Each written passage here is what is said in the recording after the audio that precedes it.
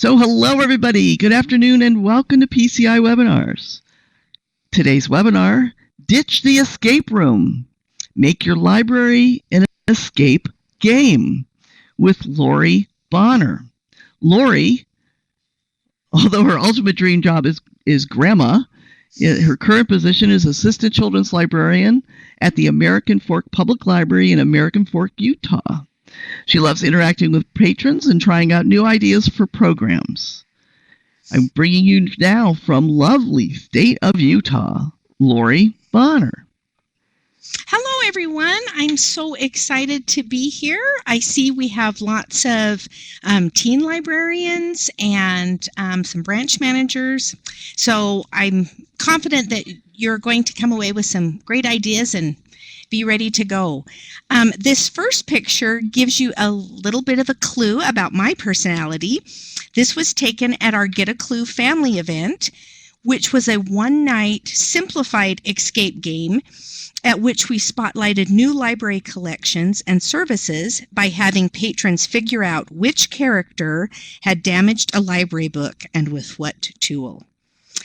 During this webinar, you'll gather all the clues you need to confidently initiate some application of an escape game at your own library. So let's get to it.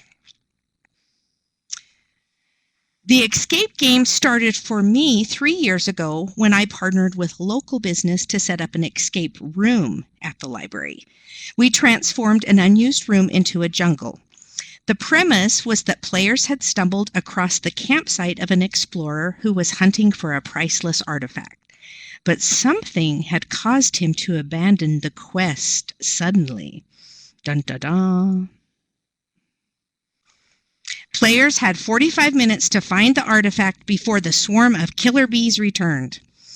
The business had made a jungle sounds CD for us to use in the room and had even added bee buzzes, which increased in intensity as the ending of the game grew nearer.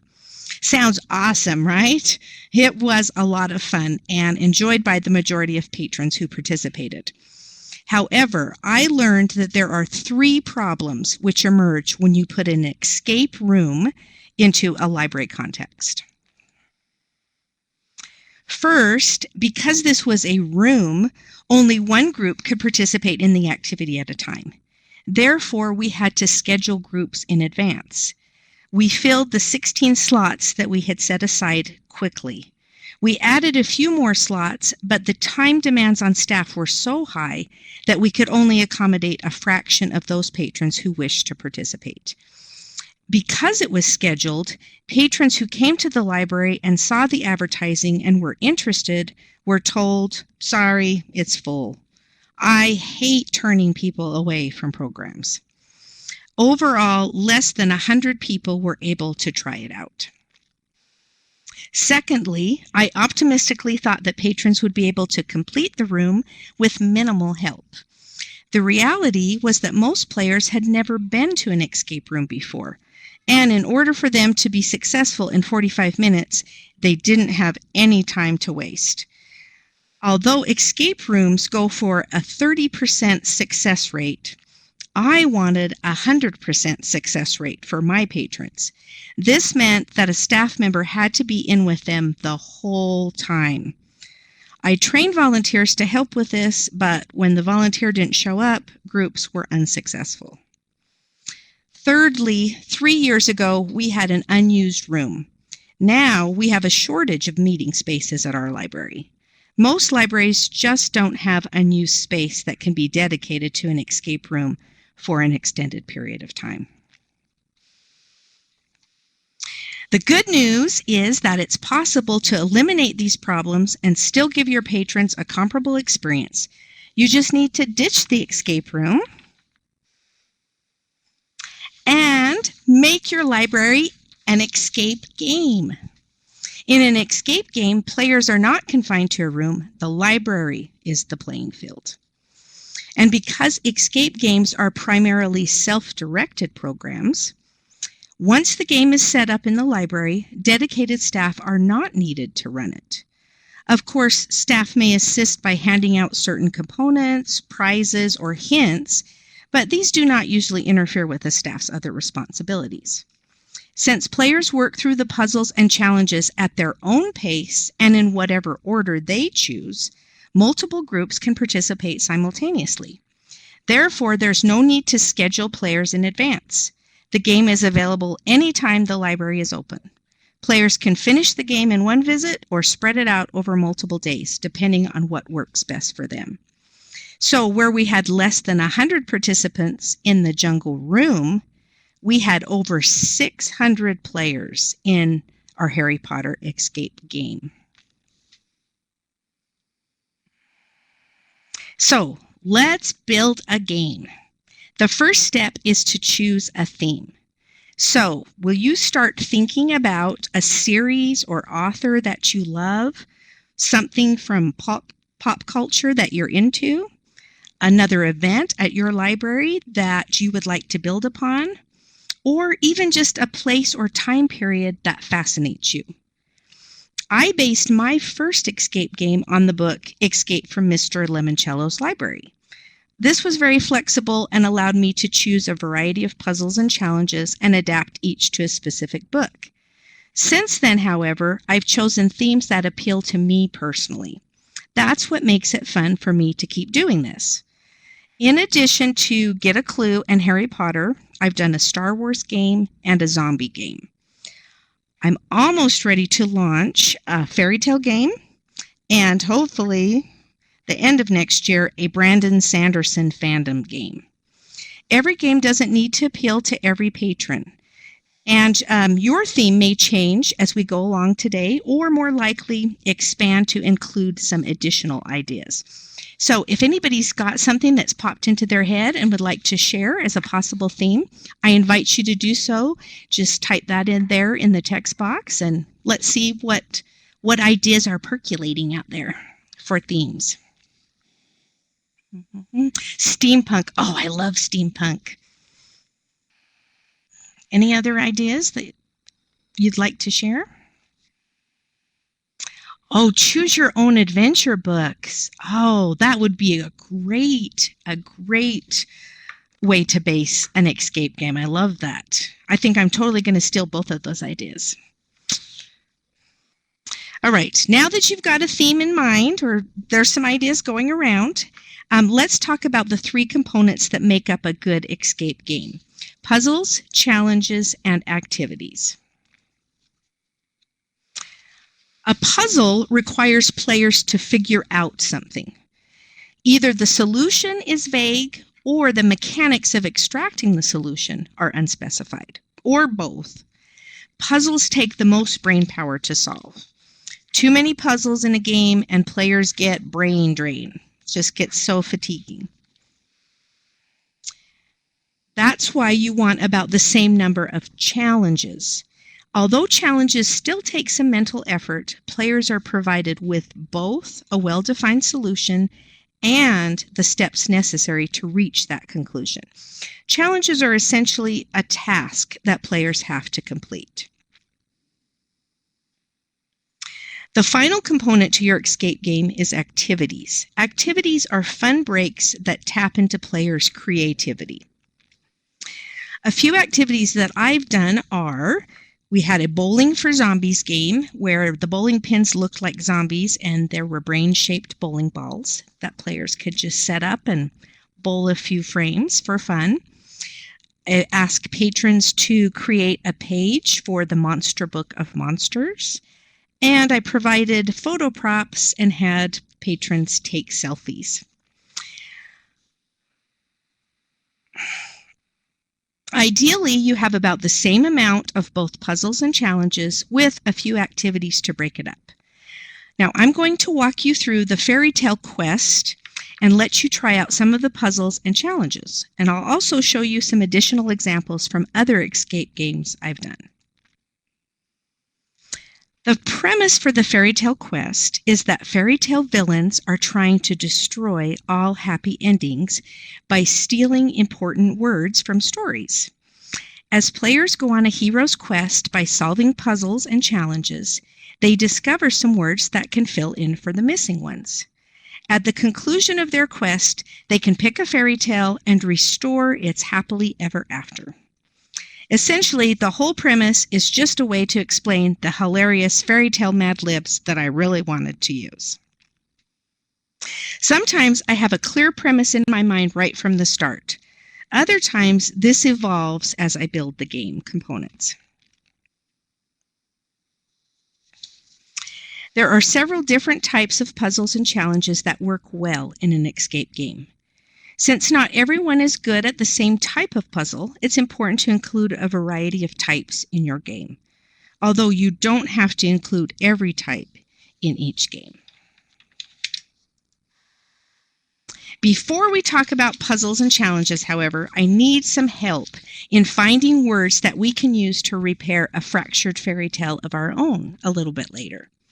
So if you wish, contribute your response to this instruction now. And if you actually know his real name, that's fine, or you can just make up one that you think would be appropriate.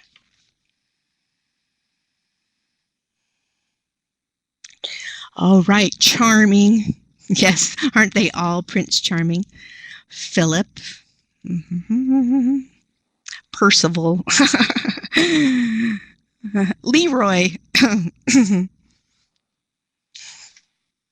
Prince Florian. Oh, we got our trivia. We've got our trivia winner there.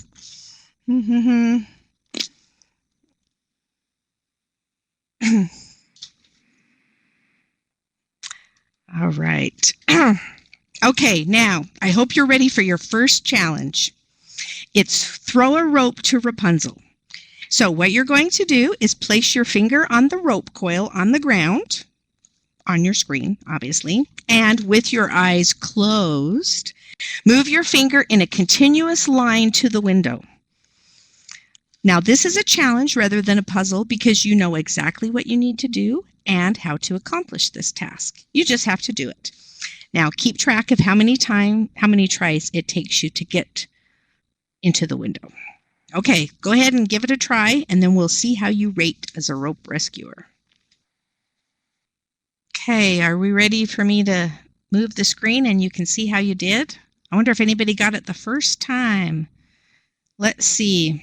You can see how you rate.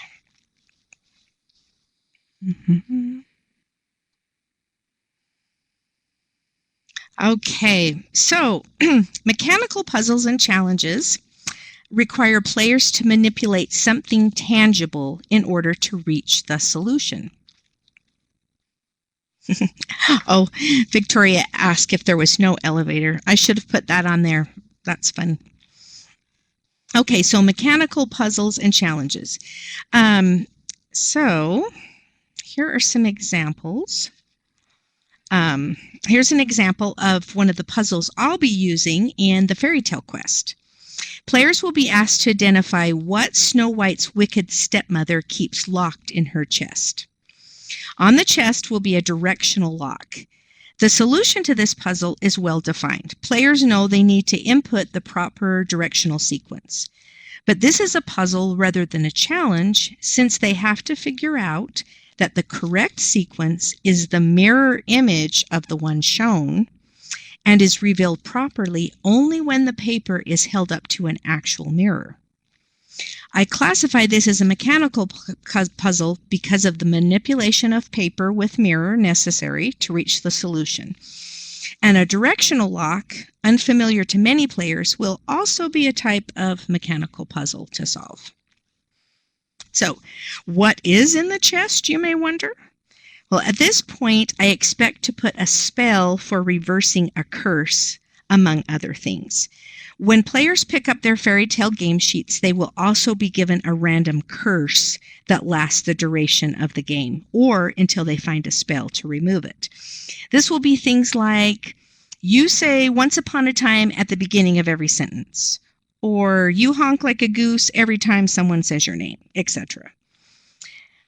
Personally, I like to include humorous objects whenever I can. So I want to put some funny things into Snow White's stepmother's chest, and I'd love your suggestions as to what I can include. Will you please share any ideas that you may have?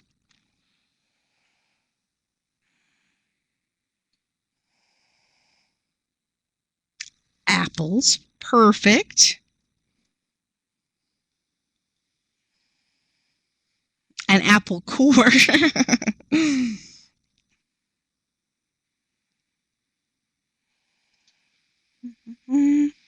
A hand mirror. Oh, that is appropriate. Dirty dishes. Yes. Cleaning items.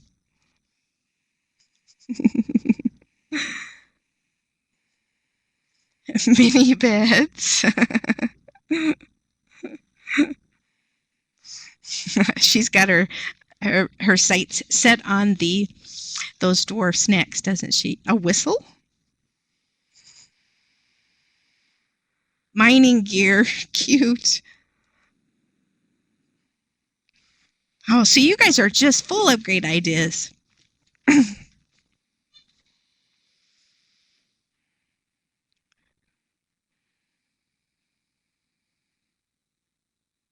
Oh, woodland animals. Yes.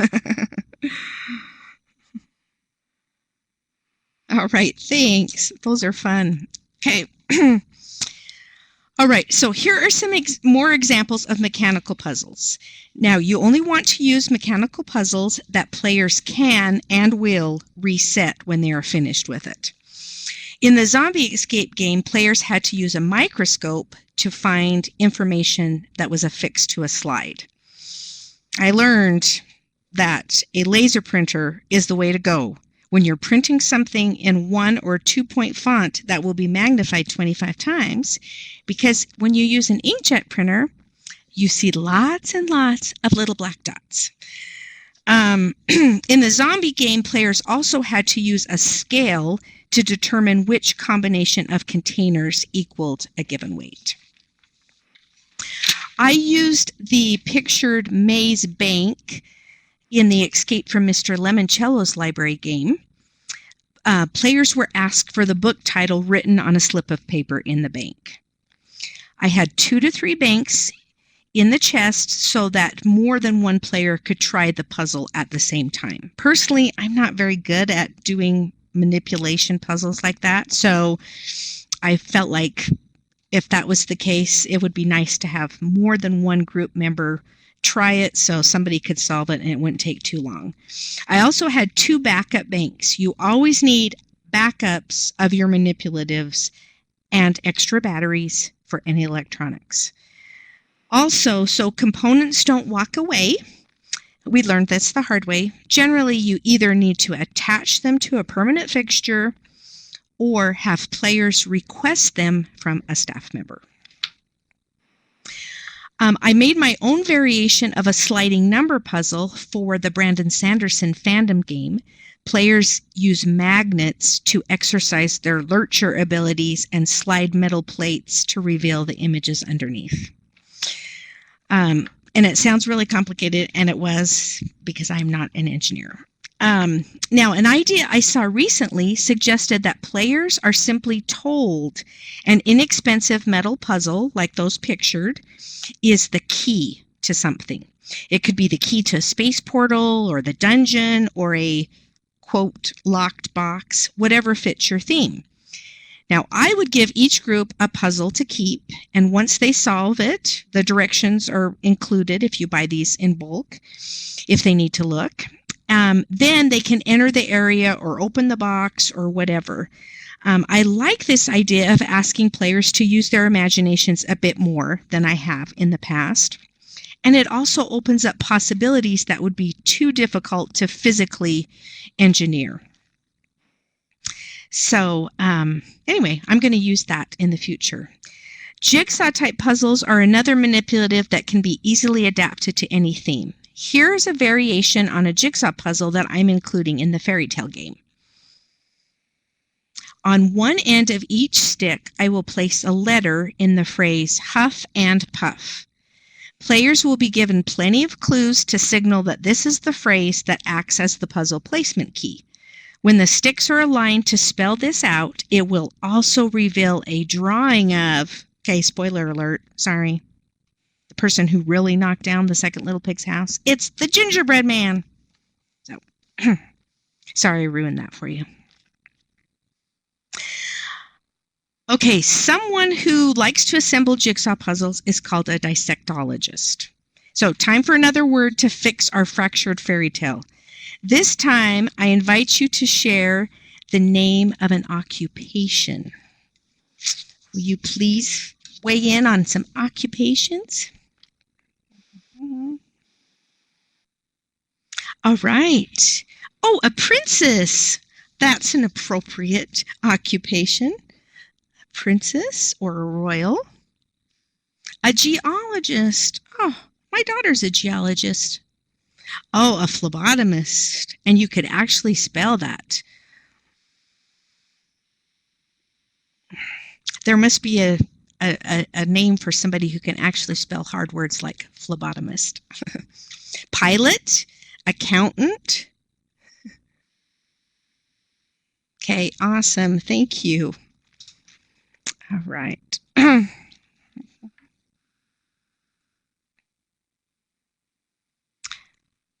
Okay, so let's talk a little bit about visual puzzles and challenges. There are several types of visual puzzles and challenges that work well in an escape game and are quite simple to make. The most common visual challenge you will use is the scavenger hunt. This can be a challenge in and of itself. Players scored 150 points for their house if they found the golden snitch in the Harry Potter game. But often, players will have to find puzzle components or the location of the puzzle or challenge in the library before they can complete it.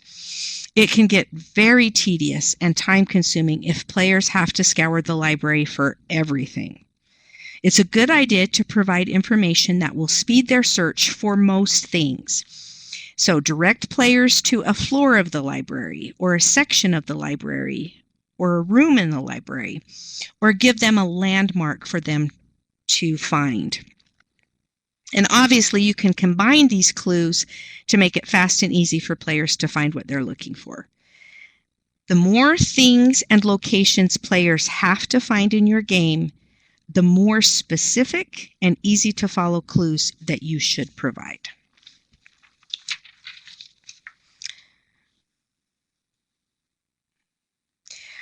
Mazes and maps are examples of visual puzzles. One of the puzzles in the Harry Potter game was a combination of several visual puzzles and challenges. Players received a copy of the Marauder's map, which was actually the map of the library's second floor copied onto goldenrod paper. The first visual puzzle was to figure out that the map was of the second floor. Players were instructed to look for something mounted near a copy machine to help them locate Peter Pettigrew. So I gave them a landmark, and so the next step was finding the referenced black light bar. When players held the map under the black light, the X I had drawn with a yellow highlighter became visible.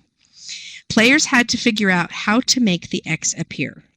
Once they solved this visual/mechanical puzzle, they then had to follow the map to the corresponding place in the library and then look around until they found Peter, the dirty rat. In order to make sure that players really did find him, they had to record the color of his bow tie.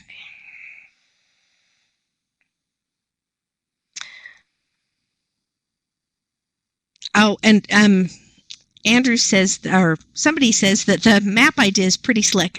Goldenrod paper and highlighters under black light, it's awesome. You can use that in all sorts of ways for escape games. Okay, the maze in the zombie game was also a combination of visual challenges. Players had to locate the marked start and end of the maze. I had hung either a front-facing or rear-facing zombie image in various locations among the stacks. Players were told that they could quietly sneak down a row with a zombie as long as his back was turned. However, they had to remain out of the line of sight of every zombie in order to navigate the maze successfully. While they were looking for zombies, they also had to write down any letters posted along the correct route. The letters actually spelled out the answer to a riddle and served as a self-check that they'd found the correct maze route. I had posted the letter X along incorrect routes so that I could provide the additional clue for those who needed it, that the letter X did not appear anywhere along the correct path. For the fairy tale game, I'm combining a visual puzzle with a word puzzle. Players will need to fill in blanks with the names of various objects. The number of blanks will correspond to the number of letters in the object's name. Several letters will already be filled in for them, and a few blanks will have circles around them. Using a display of Little Red Riding Hood's spilled picnic basket, players will visually search through the contents looking for objects whose names fit into the blanks. If completed correctly, the circled letters will spell a magic word.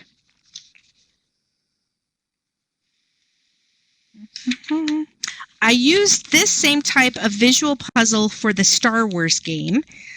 Players had to visually search a display of spaceship parts to determine which vehicle was in working order, or in other words, which ship didn't have a spare part in the display. Okay, oops, and I'm just going to go back one thing because I need another word. What item would you want to include in a picnic? Please share your suggestions. What would you like to include in a picnic? Fried chicken and ants. Oh, big bad wolf repellent. Smart.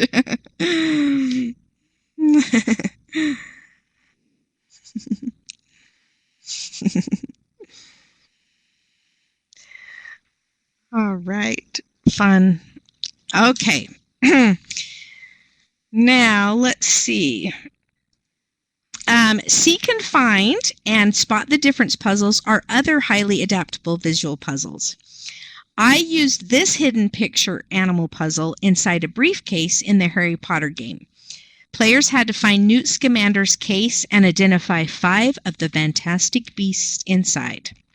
And I just used a bicycle chain to chain the briefcase to a pole in the library so that the briefcase would not go missing. For the Brandon Sanderson fandom game, I've Mod Podged a pair of Spot the Difference pictures onto canvases.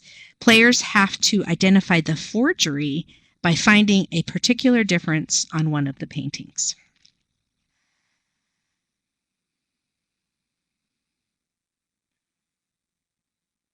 Yeah, yes, like the Duck Rabbit book.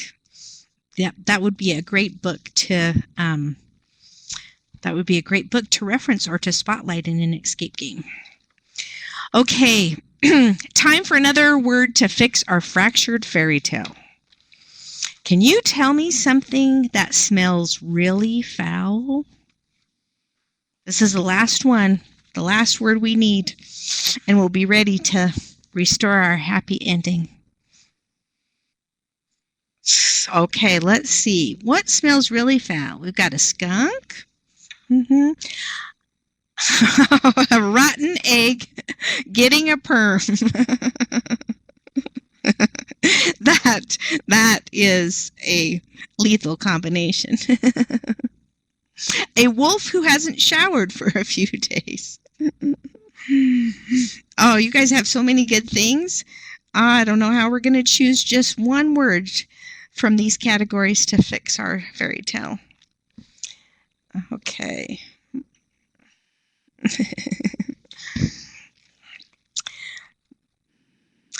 Okay, let's see. Now,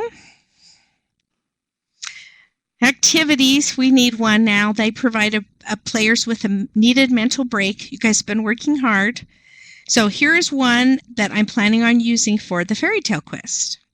Since you really can't spin the wheel, we're going to try a little activity from the Escape from Mr. Limoncello's library game.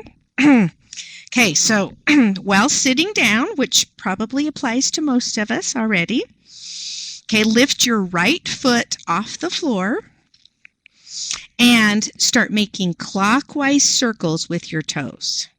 Okay, so everybody's got your right foot off the floor. Make clockwise circles with your toes. Now, at the same time, while you're still making circles with your toes, use your right index finger and draw a large number 6 in the air.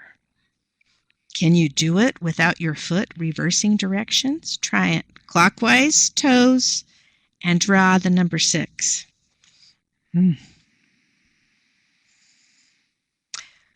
All right. I have tried it 20 times at least, and my foot reverses directions every single time.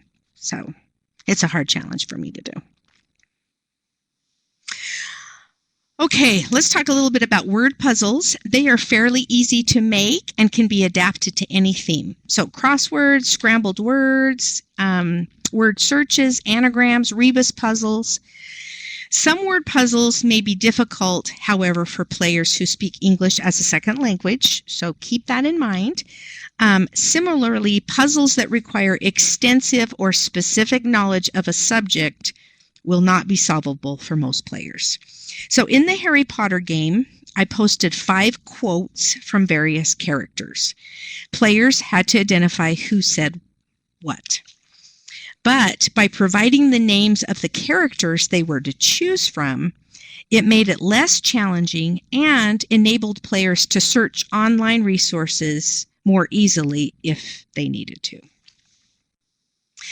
Ciphers or codes can also be a type of word puzzle, but if you use ciphers, be sure you provide players with the key for translating. Don't make them figure out the key themselves, because it will not happen.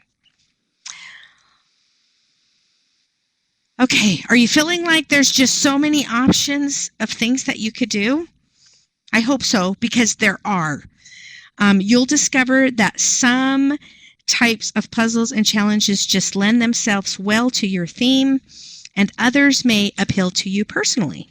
So adapt them to fit your game. Just like I did the Mad Libs, I made a whole game based on fairy tale Mad Libs because I wanted to do those. So you can smile because you've got this. Speaking of personal favorites, my favorite type of puzzles are logic puzzles. Now, riddles are a type of logic puzzle that I often use in my escape games. I'll ask the riddle, then provide a puzzle or challenge for players to complete that will reveal the answer to the riddle. As with the zombie maze, this is a good way for players to be able to check their answers for accuracy themselves. Okay, so here's a riddle I'm considering for the fairy tale game. In front of you are the 3 bears' bowls of porridge. Can you decipher the riddle and find the bowl that is just right?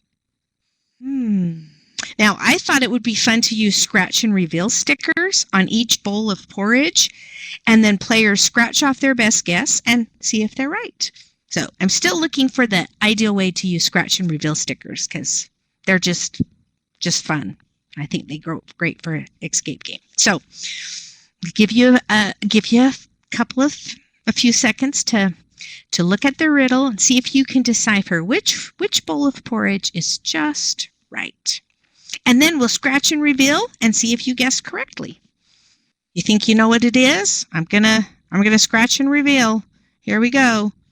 That one. The one on the far right side. It's just right of both of the others. So the one you seek is just right. You should eat that one up because what's left of it will be too cold, and what's left of it will be too hot. All right. And if your riddle does not elicit big eye rolls, well, then it's obviously not a very good riddle. Okay. All right, for the zombie game, I installed drawer alarms on 3 of the 4 drawers of a filing cabinet. Players were told that one statement on the drawers was true and one false. They had to deduce which drawer contained the file with the information they needed and could be opened without alerting the zombies. Because the information inside the correct drawer was necessary in order for players to obtain the antidote, I made it possible for them to do so even if they couldn't solve this logic problem correctly. They could just open the drawers until they found the right one. And many people did that. Our front desk people got tired of hearing those drawer alarms. Now that I think about it, this would have been one of those places I could have employed imagination rather than technology and simply told them that opening the wrong drawer would trigger a remote alarm. But anyway, maybe in the future. Okay, so this is a good place to talk a little bit about bonus clues. Bonus clues are essentially the missing part of the puzzle, either a well-defined solution or the steps to extracting that solution. Bonus clues walk players through the part that they are supposed to figure out. So they essentially turn puzzles into challenges.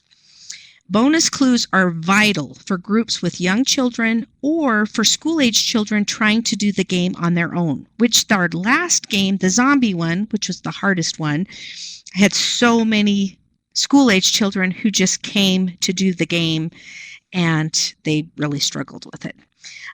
Clerks usually offer bonus clues to these two groups when passing out the game. On the game itself is an indication to other groups that bonus clues are available should they become stuck or just want an extra hint.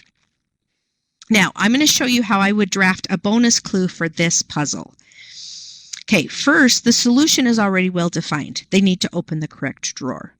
The part they have to figure out is how to deduce the answer given the statements and the fact that one is true and the other false. So your bonus clue will walk them through this deduction process, almost all the way to the end. I would say something like, you know that one statement is true and one is false. Assume that the top statement is true. The bottom statement would also be true. This breaks the rule that one statement must be false. Therefore, the top statement cannot be true and therefore must be the false one. Knowing the top statement is false and the bottom statement is true, you can now determine the correct drawer to open. And that's what I would give them. And they may still open the wrong drawer and send off the alarm, but oh well, they'll eventually get it. And if you've been looking at it, did you figure out it was the top drawer? If that's right, you would have done it without sending off the alarm. Okay, the last type of puzzles and challenges are auditory, where players obtain necessary information by listening. Here's an auditory puzzle from Mr. Lemoncello's game. Players had to say this nonsensical sentence out loud until someone in their group heard the name of a well-known children's book. So go ahead, give it a try. What do you think? Now for the zombie game, players called a phone number I had set up with Google Voice. This is fabulous. You get your number, you can record a message, and nobody calls your home. So I'd set up a number with Google Voice. They called and listened to a recorded message that told them where the doctor had left the combination to one of the locks. All right, so did you hear when you said this out loud? Yep, you got it. Where the wild things are. Perfect. Okay.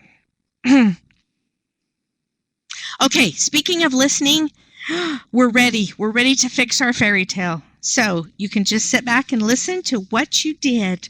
You repaired this fractured fairy tale and restored its happily ever after. So here we go.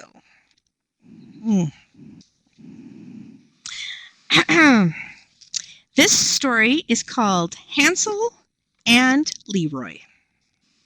Once upon a time, there were two children, a boy named Hansel and his sister Leroy. Their father was a poor geologist, and the family never had enough to eat. One night, Hansel and Leroy overheard their stepmother's plan to lose them in the forest. So the children filled their pockets with fried chicken and ants in order to leave a trail. Unfortunately, these were eaten by the forest birds. Deep in the forest, Hansel and Leroy were amazed to find a cottage made entirely of dirty dishes. But it was a trap. The witch who lived in the cottage captured the children. But Leroy tricked the witch into sticking her head into a rotten egg, getting a perm, and then pushed her the rest of the way in. Hansel and Leroy stayed in the cottage where they never wanted for dirty dishes again, and they lived happily ever after. Congratulations! You did a great job. Obviously, we have many versions that we could have done with the great words that you guys came up with.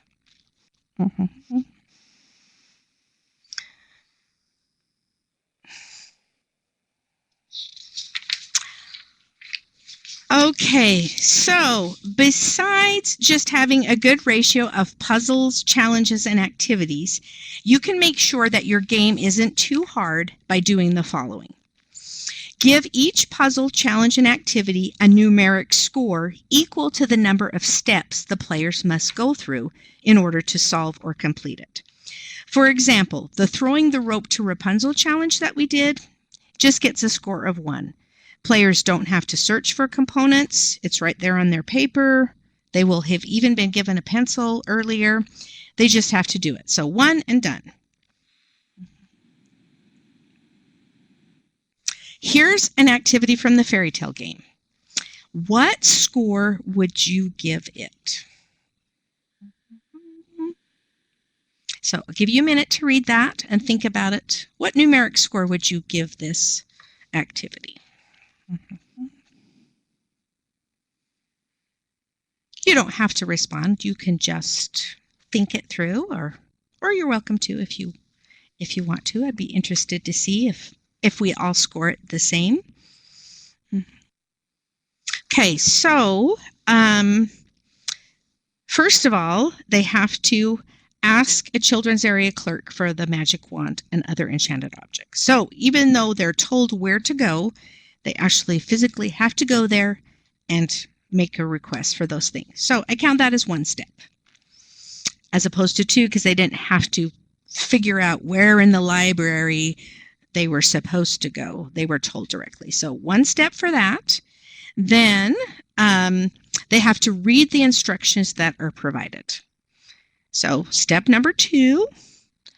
And then they have to learn how to perform the magic trick. That's going to involve them practicing that a couple of times and not just reading the instructions, but actually manipulating the objects that they were given in order to do the trick. So I would probably rate this as a 3.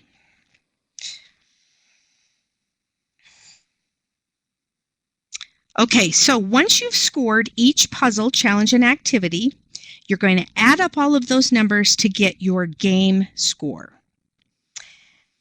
Then you want to compare the game score with the number of components in your game. Right now, the fairy tale game has 14 components. That's the total number of puzzles, challenges, and activities. And a game score of 26. If the ratio between the score and the components is 2-to-1 or less, your game should be suitable for most groups. Between 2-to-1 and 3-to-1, players will need a bonus clue sheet or extra time or both. Over 3-to-1 is just too hard.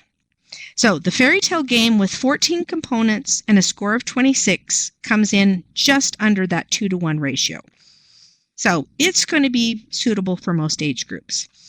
Harry Potter had 13 components, so a score of 26 would have been 2-to-1, but it actually scored 29, which means that it was just hard enough that many groups needed a little extra time or a clue sheet for the most difficult puzzles. like the Marauders map one that we talked about. That was a 4. The zombie game only had 11 components, but the game score was 30. So it just came in under the 3-to-1 ratio limit. So it was definitely the hardest game so far. But because I only looked at the number of components saying, oh, there's only 11, this is fewer than any I've done, I set the time that they had to find the cure, and of course they could take longer, but I had specified that they had 30 minutes to unlock the cure before the zombie virus they'd been infected with became permanent. Obviously, that was not nearly enough time for them to complete it. The other mistake I made was I launched the zombie game before preparing the bonus clues. The fact that I had to include virtually every puzzle and challenge in the bonus clues alerted me too late to the fact that this game was much harder than I anticipated. Personally, I think the sweet spot to shoot for is 12 components and a total score of about 25. This will take most groups about 45 minutes to complete, which is about right. Just under an hour, but they're finished when they're still having fun. Okay, a few final housekeeping items. First, locks. On the Boggart's cupboard in this picture was a keyed padlock. Players had to give the final Quidditch score to a desk clerk in exchange for the key. If you're using combination locks, I feel that it's worth it to purchase those that also open with a master key. I did not do this to start with, and using YouTube, I learned how to crack a combination lock, how to hack into it, because I had to do it over and over again. It's much easier to just have a master key that you can get and then reset it, because combinations do get reset when hundreds of people are using that lock. Secondly, make sure that a copy of the game and bonus clues with the answers recorded and location specified are at every desk in the library. It's helpful if the staff members that will most often be approached by patrons actually run through any complicated puzzles or challenges. Make sure staff know that they can always provide a hint or even just the answer. The goal is 100% success rate. Okay, thirdly, ironic as it is for a library program, people don't read instructions. So put the most important thing at the very beginning of any instructions.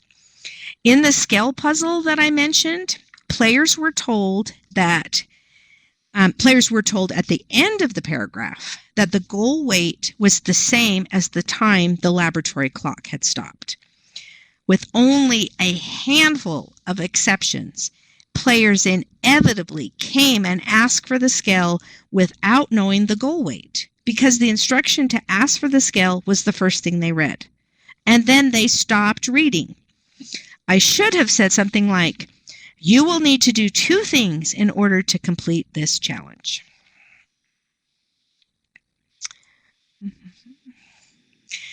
Successfully completing an escape game is its own reward. However, I believe it enhances the patron's experience when this accomplishment is acknowledged or they are rewarded in additional small ways. You can have a few signs with things like, "We crushed it," or "Save the world," "You're welcome," "Sweet success," etc., that patrons can hold while a staff member snaps a picture on one of the players' phones.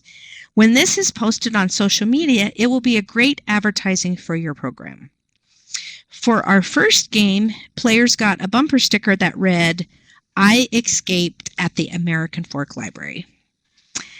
In the Harry Potter game, players earned points for the house of their choice. I actually had dry erase boards posted by each house's banner, which I updated daily or on the days I was at the library. At the end of each of the 3 months this game ran, I awarded the house cup to the leader and zeroed out the totals. I had several dedicated patrons who played every single month for their house in hopes that their chosen house would win the house cup. And unfortunately, Hufflepuff never actually did win the house cup. So any Hufflepuff fans out there, sorry. I sometimes put together a prize basket or have several smaller prizes for which players who complete the game may enter the drawing. The antidote in the zombie game was just a gumball, but when players began the zombie game, they received either a zombie finger or a zombie eye patch to wear while playing, if they chose, signifying that the virus was already starting the transformation. In the fairy tale game, in addition to earning an entry for a prize basket drawing, I will display players' completed Mad Lib fairy tales for others to enjoy. And players in the Brandon Sanderson game will get to spin the Wheel of Time and receive one of several themed prizes. Of course, theme bookmarks are always an appropriate prize for a library program. Okay, so here is my invitation to you. Right here. Go ahead. Hop on. You can do this. An escape game. It's going to be fun. All right. Thank you so much. If anybody has any questions, we have a couple of minutes. I would love to know what those are.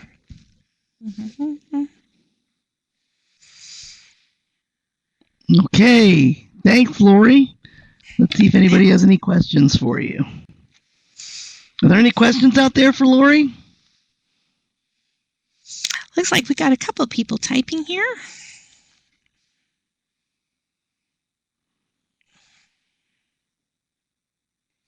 Thanks, Elizabeth. You're sure welcome.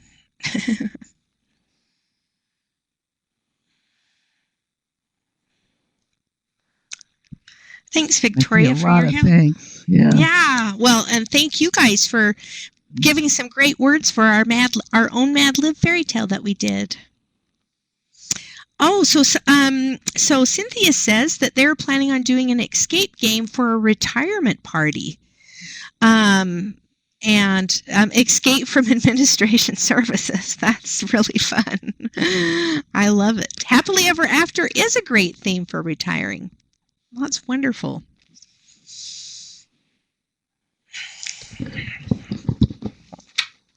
I'm looking. Any other questions from anybody out there? Lori, did you have any kind of budget to be running this kind of stuff, or how did you get the funding that you needed? So actually, we approached our friends organization and said, hey, would you guys finance this? And then we'll advertise for you.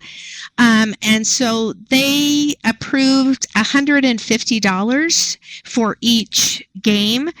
And, it's really flexible because you don't have to provide additional prizes if you don't want to. And purchasing the locks, we kind of spread that out. So, I got a safe for like $35, which I use repeatedly. And the locks can be reused again.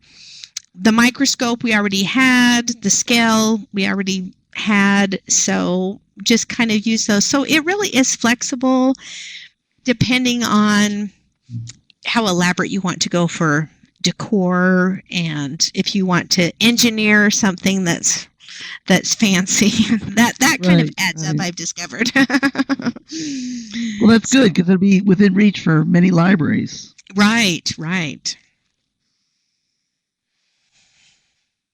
All right, tell me, did you ever have a game that went terribly wrong? Actually, no. We've had some things that we've learned the hard way, which I tried to share some of those with you. the zombie escape game was too hard for most people, and did require an extensive clue sheet, which involved extensive reading, which people do not do well when they're playing a game. So trying to simplify that. And as I mentioned, we had those fun books, the fake books that you can put valuables in and then hide them. And we'd had a book, a fake book, and put it in the friend's store. So one of the tasks was that they had to locate that book and open it up and find out what was inside. And it just so happened that one of those wind-up pairs of chattering teeth fit perfectly inside that book and kept them from chattering until you opened it. So cool. Then, anyway, so they opened it and there was that little comic thing, which I think is really funny. And then there was just instructions to rewind it and close it.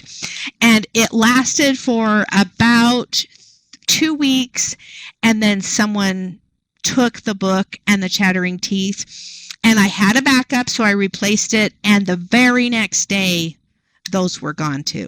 Wow. We learned it needs to either be chained to the library, or if somebody comes and has to ask for it, then they present their face and they're the ones taking it. And we've never had a problem. People have always brought other things back. So. Right. Yeah, it's hard when you're in that kind of situation. Yeah. So. Most people are great, though. Most patrons are great, and it's not a problem. So right. All right. Well, this is where time is up, and Lori, I want to thank you for a great presentation. You did a great job. Very interesting. I like having the crowd play along. That's always a lot of fun. I want to thank you all for attending, and we will see you soon at another PCI webinar. Have a great afternoon, everybody. All right. Thanks, everyone.